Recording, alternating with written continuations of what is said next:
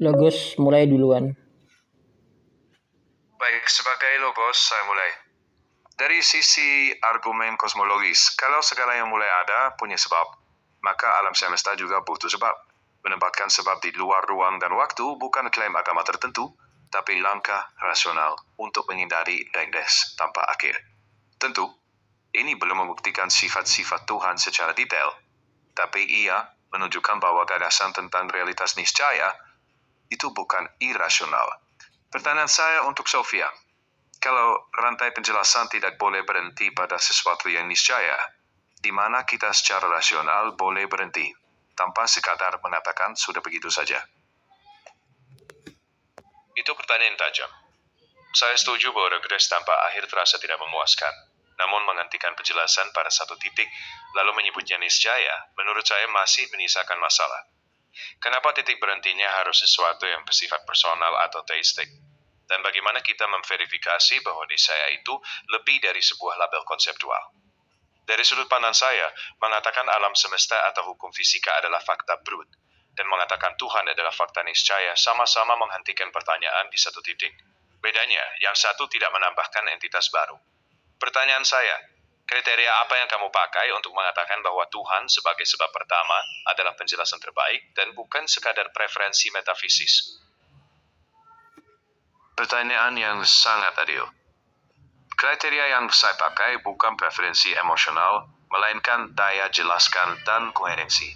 Hipotesis teistik, dalam versi minim, yaitu ada realitas niscaya yang menjadi dasar segala yang kontinen, memiliki cakupan penjelasan yang lebih luas terhadap keberadaan, keteraturan yang dapat dimengerti, dan fakta bahwa hukum-hukum alam bisa dirumuskan. Sementara fakta brut menghentikan tanya tanpa alasan lebih lanjut. Saya mengaku, ini tidak membuktikan personalitas ilahi secara ketat. Saya hanya mengatakan bahwa menerima realitas niscaya sebagai dasar lebih sejalan dengan dorongan akal untuk memahami daripada berhenti begitu saja. Pertanyaan saya, jika kita mengadopsi fakta brut sebagai titik akhir, bagaimana kita membedakan sikap itu dari menyerah secara elegan? Pertanyaan yang tajam. Menurut saya membedakannya justru terletak pada sikap epistemi. Mengakui fakta brut bukan berarti menyerah, melainkan mengakui batas pengetahuan saat ini.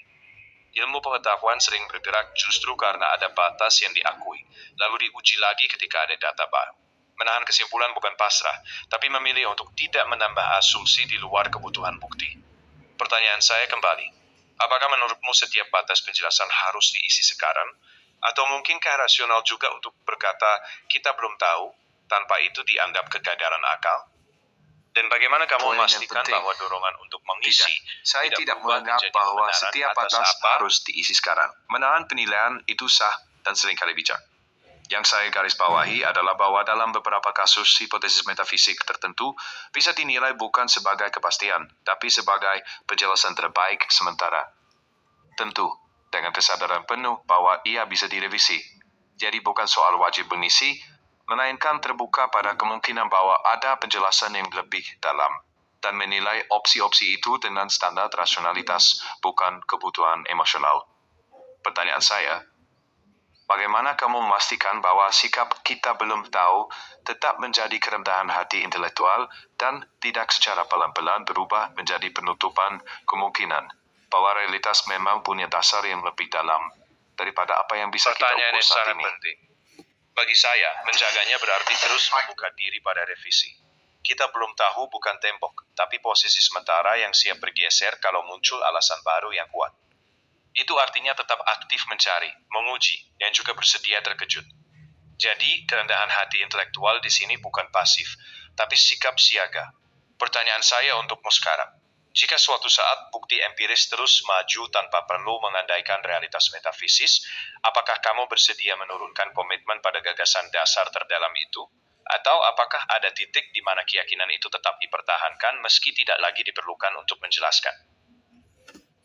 Ya, jika suatu saat penjelasan empiris benar-benar maju sejauh itu dan membuat hipotesis metafisik tertentu menjadi tidak diperlukan, maka saya harus siap merevisi posisi. Kalau tidak, itu bukan lagi filsafat, melainkan keterikatan dogmatis. Bagi saya, rasionalitas menuntut konsistensi.